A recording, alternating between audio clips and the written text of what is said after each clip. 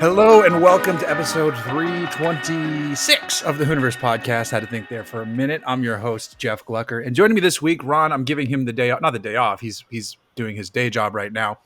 And it's in the middle of the day, and people like my guests and I have weird jobs, so we can do shit like this. Zack Klapman.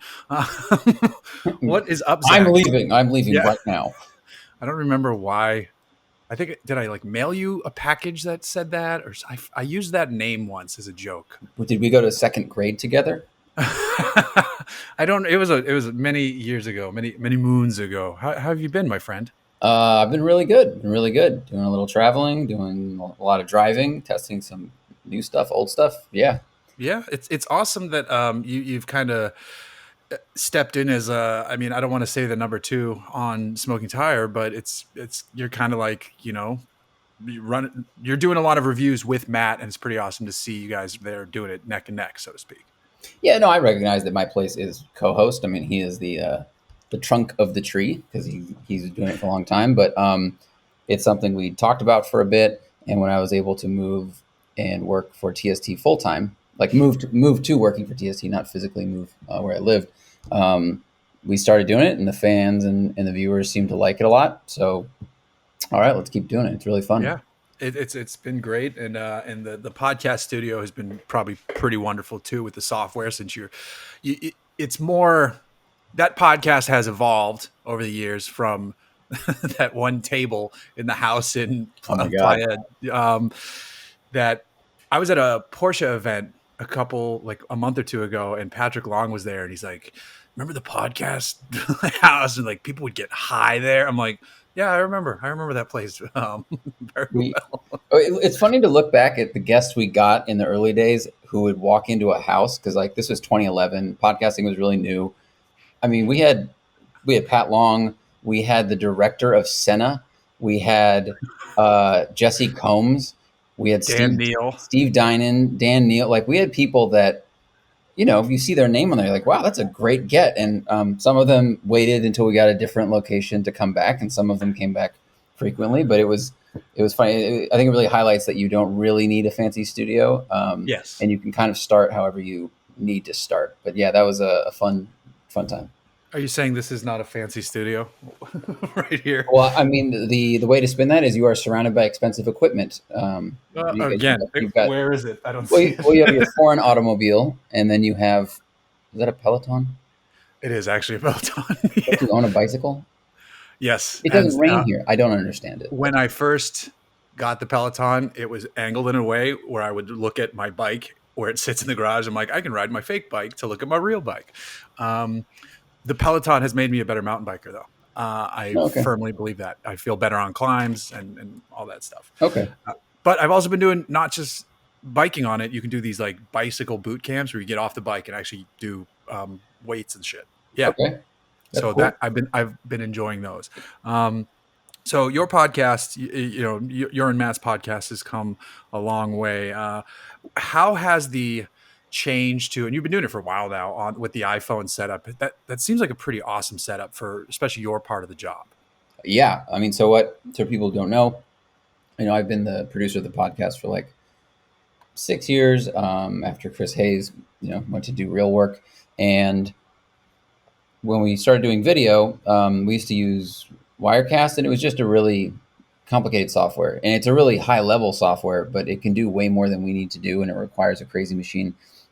And so now we use something called SwitcherCast, which basically uses a network of iPhones that wirelessly transmit to an iPad, and the iPad works as like the director's tablet, and I can just switch cameras live while we record using some hotkeys. And so it's easier to set up, it's easier to troubleshoot, which there are rarely issues, and it's really lightweight. So, we just did this show, we did a live show at the Audrain Car Museum in Rhode Island, and I was able to fly there with, the iPad, 2 iPhones, a bunch of cables and a mixer. I mean, it took a suitcase, but it was one suitcase. Like, we don't need to bring a tower computer with us. We just bring an iPad and these iPhones. So yeah, man, it's awesome. Really simple. Does it record to the iPad? It does both. So it records, the iPad does a native recording of the live cut I'm making. And then each iPhone also records what it's filmed. So we Wow. have like a backup. And if we wanted to recut the show somehow with different angles, we could. We're not going to do that because of the amount of work involved. Right. But in one instance, we did have some sort of, I can't remember what happened with like, there was like a failure on the iPad, 1 in 3 years, but I had to use those backups that were on the iPhones. And it's so great to have that, having redundant safety nets is very good when you're Yeah. not a trained engineer. Yeah, no, that's awesome. That's such a good system. I wish there was something like I can't do that in this capacity because this is over a teleconferencing software. Even though this is a podcast based software, but it'd be awesome. Like if I could just like ship people these iPhones, be like, hey, mail them back when you're done because I got to ship that to someone else next for another episode. Well, I mean, you can have people call in with Switchercast and they can use a phone. I think they can use a laptop, and then you can do the same thing. Interesting. You can cut between the cameras. So there's a lot of. I mean, Switchercast is good. I used one with Spinelli once called like Recast that had great audio and was kind of like this, and he could drop in lower thirds and graphics and things. That's cool. And that it basically looked like they had white labeled Zoom. Okay. Based on the quality and some of the buttons and settings. So interesting. Yeah, this has I can do sound things like this. Which as a lover of stand-up comedy, I think you'll appreciate. Yeah. It's so stupid. But you could add your own sounds if you wanted to. I've just never played with that functionality. That's really cool. So how have you enjoyed the double takes? Is the idea behind that to present two opinions? It's just like, hey, we both have this car, we both think about cars differently. Yeah, I mean, I think there's like that Venn diagram, right? So how do I feel about cars? How does Matt feel about cars? Where do we agree and where do we differ? And there's also, you're kind of replicating the old one takes where you would drive a car with an owner of a car. We used to have this series where we would drive someone's modified car with them in the car and you have a discussion. And so with the two takes, sometimes our opinions differ, sometimes they align. I do think we notice different things about cars. And it also just prompts this like natural discussion to happen while you're driving. So, our videos are simple because that's what our budgets allow and the resources we have. So just talking for 18 minutes kind of to the camera is challenging. I mean, you've done on-camera stuff. Like usually it's chopped down to 5 minutes. So I think it just promotes this kind of natural flow of back and forth. And and we notice different stuff. We like different stuff. So I think the fans have really supported the two take format.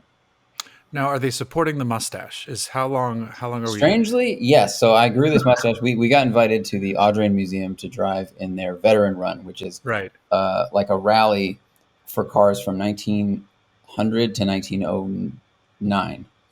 And we went out and drove a 1902 Packard that was fraught with issues. But we were like, all right, we're going to dress period correct. We got costumes. It was awesome. You can see it on my Instagram or Matt's Instagram. And I went, all right, a month out, I'll start growing a mustache because I kind of had an idea for what I wanted to look like if I was back in the early 1900s.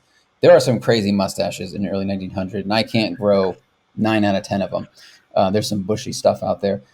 So, I just did this, and it worked really well for the clothes I bought, and my girlfriend liked it. And then I came home, and I was busy, and I was traveling, and I've been like rocking it for 2 weeks, and I'm getting compliments from friends that are sarcastic and supportive, and then also just genuine compliments from people.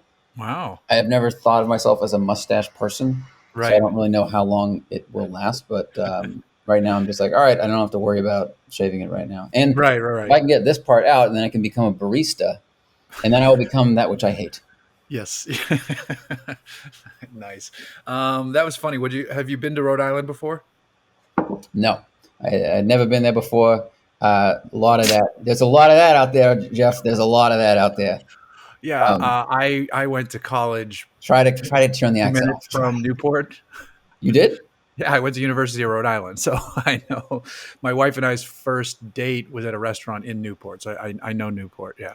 Wow, was it called chow and chowder, something like that? No, I think it had a lobster or something in the title, or Rooster. I don't remember. I know the location. I can't think of the name. I could Google it, but I don't want to. Yeah, fantastic. That museum is pretty cool too. I've been there once, and it's a small, but what they pack in there is really interesting and nicely presented. Yeah, I mean, they have a cachet around town of like 400 cars. And the museum itself, I think there were 7 cars in there when we went. I mean, it basically looks like the size of an Abercrombie store if it was in Newport. But when we went, there was a 918, a McLaren F1, an Enzo, a Bugatti Chiron. There were it was a supercar exhibit, and they had the heaviest of hitters. Right. So it was cool. And the stuff that I got to see one of their storage facilities, and they have a really eclectic mix of, good performance cars, a cup car, some hot rods, some kind of hot rods that look like they were built in the early 2000s, the wheels are a little, for me, the wheels are a little too big. The tires are a little too small, right, chrome, but like there's some angry stuff. And then they have these cars like early 1900s, which are pretty interesting. That's awesome. I don't know how often they rotate it, but that's what. Yeah, that's cool to know. I didn't know they had the whole like cachet or like the cars stowed away. That's pretty neat. When I went there, it was cars on loan. They were all like those 50s GM concept cars. Like this one's gonna have nuclear power, like stuff like that. Yeah, we're doing fission. But they had those Firebird concepts, right, from like the 50s. That one of them had a roof that was like 10 feet high, like above the dashboard, and it had no windshield. It was one of the most interesting concepts I've ever seen. It was like an awning. It kind of had an awning instead of a roof. It's very strange. It would never go into production, but it definitely wowed the audience when it rolled out. Huh. Interesting. I'm going to jump over to Twitter where we have some questions. And I already saw one that made me laugh because it's from someone we both know. But let me close that window. Okay. So first one is from Oliver Picard at the Ollie Picard. If you were going to design your own car from scratch, what would it look like and what would power it? Oh man, that is tough. Well, what it would look like is challenging because I can't draw. I'm not gonna freehand describe it right now. So it would just have bits and pieces of things. I think the engine is a simpler solution. I think I would just go with an NA V12. I'd be torn between like a really good V8, like the Hoonicorn, or a V12. But I think ultimately a V12 is like you can just listen to it at any RPM all the time, makes plenty of torque, plenty of power. I don't care which, like the 812 GTS has an amazing engine. That's fine. The 575 Maranello had a great engine. Like any of the, or the Vantage V12S. Sure, any of those. So V12 has to be manual, of course. I'm gonna go 6-speed. What it would look like? How about this? What style of car would it be? Would it be a coupe? Yeah, definitely be a coupe, and I think it would be front engine. I just really like the dynamics of a front engine rear wheel drive car. Probably something like from the 60s where the curves were there, A-pillars were small. I don't know if it would like I think the Shelby Daytona Coupe is one of the coolest looking cars in the world ever, especially like the rear of it. So it'd probably be something like that with a little bit of alpha thrown in. Okay. Like a Bertone designed Daytona Coupe with an NAV12. I think you're onto something. Yeah. Or like Zagato or something. Yeah. Or I could just take the Alpha 8C and put a V12 and a manual in it and be done. Because that, I think, is one of the prettiest things ever made. There you go. That's a good one. That dude Pasha asks, any plans for more MF racing events? I don't know what that means. MF racing events, Matt Farah racing events. I don't know what that is. I don't think we've ever had a Matt Farah racing event. Motherfucking racing events. I forgot. I love doing racing, like Lemons racing, stuff like that. And Matt's probably going to get to go racing with Tom Segura and Bert Kreischer at some point when those guys have a free schedule. So I don't know if we're going to do anything outside of that because we need a car and racing. Time and money. Francois at Francois VDSP. Most underrated car you've driven or owned? That's a good question. Ooh, the most underrated. I drove a Sentra SER like Mm. the boxy one, Hmm. and it was from the year where it was independent suspension, like double wishbone all around, same as the Infinity G20, I think it was. I think so. Yeah. And it kind of blows minds because the Sentra looks, it's like a box, it's a '90s box, looks really dull, and they had different suspension the years previous and afterwards. But if you get that one in the sweet spot, and if it's modified right, and this was pretty simple, I mean, it is like one of the better front wheel drive handling experiences you can have. Hmm. So it's everyone talks about the Fiesta ST, or that's like I feel like that's the front wheel drive legend kind of the last 10 years. Right. So they would share a beer together. They are both great front wheel drive cars, Right. and that stuff just kind of wows you because I think in the '90s I was just too focused on rear wheel drive and Sure. power, and kind Right. of I was really poo pooing the front wheel drive stuff, Hmm. and I was totally wrong. That's why I've heard O'Neill Rally School in New Hampshire is like an eye opening rally school because I believe they start you out on front wheel drive Focus or Fiestas, and you learn throttle off oversteer in front wheel drive hatches, and stuff clicks for a lot of people is what I've heard. I think Bill Caswell has lots of very good things to say about O'Neill. I think the most underrated car for me might be the Mazda 2. I think that was just an absolutely amazing driving experience in such a nothing car. Like it was like a shitty Miata hatchback, but in all the best ways. I really, really like that car. Yeah, and they had a spec series for a while too, and they used them for Yeah. rally. Yeah. Yeah. They were B-spec car. Yeah. With the Honda Fits, which is also a great car to drive. Now here's a question from Hannah Stein at Hannah Stein 63. Who Uh do you like better, Matt or Hannah? oh. That's Matt's wife for anyone who's asking. Uh, my livelihood requires me to say I like Matt Farah more, but Right. if I don't say Hannah, she'll never let me in their house again. Right. So I think I will take Equal. a cue from R. Kelly and I will plead the fifth. I was going to say pick one of the cats. So, excuse me. How Peter Nelson at 16 VP? How did you get your start in your automotive career, and what were you doing before? I just started doing it. I was a waiter. I moved out. I moved out to LA in 2009, waiting tables, but I just wanted to work in TV and cars. Like it was, my idea was that general. Mm-hmm. And I literally found a job listing on Craigslist that was like car blogger needed for a new website. Yeah, really strange. Went and met the guy for coffee. Didn't get murdered. I left with my lower orifice intact. And so I blogged for him for a little bit. And then TST, I was following Matt. TST got created. They looked for writers. I sent them a sample from the site.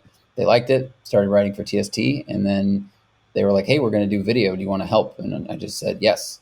So I think it was just, I wanted to do it and I found a way to do it and then just, kept walking forward basically. Sure, sure. That's awesome. Dante Casali at Casali underscore Dante. What professional or personal attributes do you think you and Matt bring to TST as a sustainable business? That's a kind of a tough question. Wait, say that again. Yeah. What professional or personal attributes do you think you and Matt bring to TST as a sustainable business? I mean, I think my answer for you would be your personalities and then the ability to get your work done. Yeah, I agree with you. I mean, I guess it's been a sustainable business for 8 years. I mean, it was, there were lean years for sure when we were first starting out with YouTube and Right. YouTube rev share was low, but I mean, it's been cash positive for a really long time. So it's basically sustainable at this point. I mean, we both have salaries, we both have performance incentives. Like the thing makes money, we sell ads, and yeah, it's all rooted in us. So like as long as we keep doing the thing, Mm-hmm. and theoretically, unless the whole internet gets turned off, like it will be a sustainable business. So it's like you said, like our interest in cars, our personalities, our ability, I think, to explain things, and our ability to get the work done. Because a lot of Right. this, people think it's very glamorous and you're just driving cars, but there is a lot of work before and after that stuff happens to Yeah. keep it going. Yep. The actual car driving part is over in a flash. Someone asked if you're related to Hal Sparks, which is kind of funny. Oh, that is funny. I have not. We have the Uh, same hair. Jay Pasillo at JZX71. What background do you have for producing a podcast, or are you self-taught? Self-taught. So yeah, self-taught. Yeah, that's kind of how like I feel like almost everybody, except now you have professional radio engineers being like, all right, we're gonna get into this game, and everybody else who had a podcast for the last few years is like, okay, record and go. Yeah, I mean the number of big podcasts that I listen to that are produced by the hosts is not small. Like the Dollop, I think until very recently was Mhm. just done by Dave and Gareth. Like, and this is Right. one of the biggest comedy podcasts, and they recorded it themselves in a room. They hit the record button, and now I think they have a producer to help them out with stuff. But the thing is, the technology and hardware has gotten easier and simpler. Like there are companies are finally making gear for podcasting. So when we Mhm. started this, the problem was there wasn't. So that's why it was great to have Chris because he understood computers and everything, and he had to like write the code to host the audio shows, and kind of like cobble together existing audio gear from Guitar Center to Mhm. go into a computer. But nowadays, there are mixers that are meant for podcasting. They have a USB out that goes in your computer. There's plenty of software you can download, and the internet and YouTube is filled with DIY instructions on how to record, mix, audio, post processing, like everything. So Mhm. you can be self taught in like a couple of hours by using the internet. Yeah, absolutely, absolutely. Totally agree with that. Still to this day, I learn editing stuff constantly for video. Like, oh, I didn't know I could do that in Premiere. That's cool. Yeah, Um, Ben asks, how do you maintain your youthful glow? I try to get pregnant as often as possible. Nice. Yeah. This is an interesting question from Lucas Teradus at Retrofit. What's it like listening to rich guys prattle on about cars, watches, and excessive disposable income 2 days a week? Genuinely want to know. I couldn't take it. That is a very interesting question. Well, I think our guests are much more mixed in their income and tax brackets than that question implies. So, Yes, we have sure. people on that have no money and people that have lots of money, and they have much more interesting stories than just that stuff. But I mean, look, there are people that are in every tax bracket in the car world. I mean, the car world, what's hard about the car world is I feel like there has been more attention directed at high dollar stuff on because of social media. Sure. Because like when we were kids, you get a magazine, and if there was a Lamborghini in it, you were so excited to see a photo of that because they're so rare. Right. And now there are more rich people than ever. There are more supercar brands than ever, and they're putting out more cars than ever. There's the Hmm. production numbers of Lamborghini are what 10 times higher than they were 20 years ago, maybe Right. 50 times higher. So it's kind of like the squeaky wheel gets the grease. I feel like right now the really big expensive flowers kind of get the attention, but the car world is full of people that make very little money and have built or drive awesome cars. One of my favorite one takes is I drove a guy's Honda Civic, like '96 Civic, that had basic suspension mods on it. He bought it for $3,400, and it was an amazing driving experience. Like I the bet. cornering was perfect, the damping was perfect. I was like, if you were going to sell this, I'd buy it from you. And I don't say that like I can't afford to say that to someone who owns a Porsche, but like Right. that. And I mean, I've just driven such a weird spread of stuff. So what I do with the people that have more money than I do is I think what's important is if their interest is genuine, Hmm. So if they're into the driving, if they're really knowledgeable about their cars, I can't fault them for being successful in life and then wanting Sure. to use that money because that's if I had that money, I would build this, special Alpha 8C V12 that we talked about earlier. Right. We would all want to make our dreams real if we had the money to do it. So that's Yeah. what I try to think about. I think that's a pretty damn good answer. One more. That's a really good answer. One more question from Twitter from Dan Mosqueda. Zach, did you find an Android deck for your M3? Yeah, I got a what's the company? The company's called like Avio. There's a couple of different companies that make decks that look like the OEM deck for E46s, but they have Oh, cool. Android backend. And I got this one, which is their fourth generation.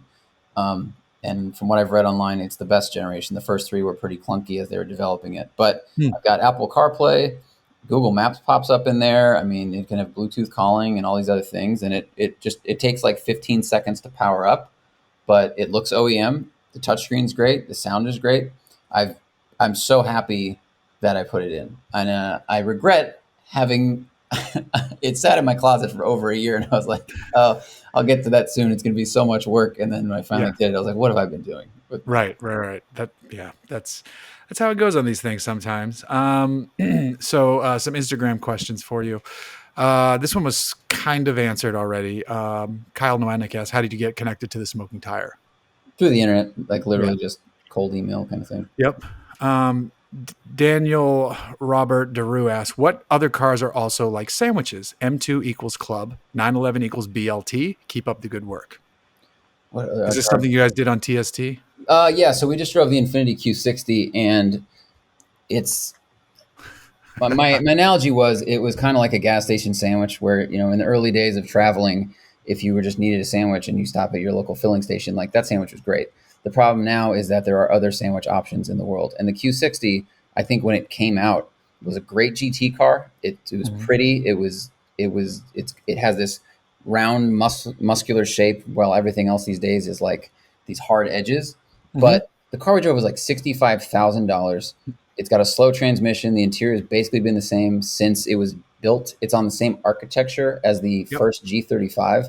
It's just asking too much, because if you look to your right, there is the BMW M240 xDrive that outperforms it in every way, looks newer, has a more interesting interior, and is actually less expensive. So that's the better sandwich, Yes, I totally agree. It's a great engine in want of a brand new chassis, and get rid of it's. I still can't believe they have like the one screen that the display looks awesome, and then the other screen that looks like it's 15 years old. It's Honda has the same problem with the NSX. You're like, when was this screen made? Like, what shelf covered in dust did you find this on? Yes. 92 Dakota HD. Any hero-like figures in the car world that you want to meet? Ooh. I would like to meet Robbie Gordon, because he's driven in so many disciplines and won in so many disciplines. You're probably one of a handful of people who say that. No offense to Robbie Gordon. I mean, I don't know him personally. I've heard his driving. I would say, okay, a similar example would be Mario Andretti, who I have heard is nothing but a lovely person, and has also raced in a number of disciplines and won in so many of them. So I think people that have multidisciplinary success is such an impressive thing, and pretty rare these days in terms of driving. And I would really like to have a couple beers with the original Top Gear trio. Of course. Yeah, that would be quite a ride. I think they're the ones who made me want to make car videos, which a lot of people can, make the same claim. But they also seem like, especially James, seems like they'd just be delightful to sit there and just talk about, even if you weren't even talking about cars, like talk about Clarkson's farm, which how the hell do you turn a farm into amazing television? Like the last episode was perfect. Yeah. May can build a toy train. Everybody's like, this is riveting. So yeah, I completely agree. Yeah. This is a question which I don't know if you're going to answer it. Taylor 356. What's the fastest you've ever driven, allegedly? I went 187 in a Cadillac CTS-V on a dry lake bed, and that's the fastest I've ever gone. So yeah. Mine is 178, and I'm not going to say where, because it wasn't a dry lake bed. Don't speed, kid. Wink. The Keckles, I think this is. Zach, are you going to pick up a GR Corolla? No. Like, it's just not a financially smart decision for me. If I want to, and unless you can flip it for 15 on top or something. I mean, that's true. Like, if I could go walk in a dealership and be like, hey, I'm so-and-so, give me an early allocation, and then flip it, which I probably could. And if I was smarter, I would try to do that. But it's just, I had a car payment when I had an STI, and I haven't had one. That was in 07, and I haven't had one since. And I really like not having that pressure every month. But they're awesome. I will buy one on the used market, I'm sure. There you go. Jacob Leva asks, "What's a car so good you can't help but have some disdain for it?" Anything Porsche makes. Yes, that's a great answer. Yes, Yeah. because They I are think they're like the varsity football star who's also smart, who's also nice, who also does charity. Like I disliked them when I used to work kind of for them because everyone was so it was like I hated that band because everyone liked the band. And then yep, as I've driven more and more and more of their cars, I'm like, yep, these are as good as everybody says. And that annoys me for some reason. 100% in the same boat. I've never been one of these like, oh, these cars are the best. You got to have a Porsche. Cars are the best. And then every time you drive one, you're like, fuck, these are the best. These are the best cars. Yeah. Yeah, I just had the GTS Targa, and I was like, this is like dream shit right now. I want this car. Crazer TV asks, have you ever been scared being Matt's passenger? No. Matt is a really good driver and he's also conservative in relation to his ability, and he's pretty risk averse. Like I am a riskier person than he is, in most areas. So I know Yeah, that. as we've all heard from the which you've retold again recently, the motorcycle story. Yeah, the motorcycle thing, or like jumping off bridges into water, or snowboarding. I don't know, just stuff like that. Like I seek adrenaline a little bit more than he does, and knowing that and having known him for so long, like he's a very good driver, and he drives quickly, but he's always like well within the boundaries of what's Yeah. possible in his ability. Right. My not to rehash that story. My favorite part was how your friends were pissed that the fireworks had to pause to let the helicopter fly through. That's the best part of the story. Yeah, yeah. Um, this is the last question from Instagram. It's Malkionics. Who is more likely to have a tell-all book, Matt about Zach or Zach about Matt, and what are the titles? I think it'd be more likely if I did a tell all about Matt because I think he has a more interesting story. But like I don't know, mine would be short. It'd be like Zach owned a Miata, And then then a he got a Crown Vic, and BMW. then he got a BMW and kept it forever. And I feel And then there's a long chapter about a mustache period. right. But what's interesting about that question is both of us, our lives are incredibly public, and we talk about them on the podcast twice a week. So it's That's kind of true. like I don't really know what would be left out to put in a book. Page 1. Go to episode 1 of the podcast. Exactly. Yeah. Exactly. Yeah. So I don't know what the titles would be. What are you guys up to episode count wise now? We just recorded 719. Jesus Christ, that's so many. It's a lot. Yeah.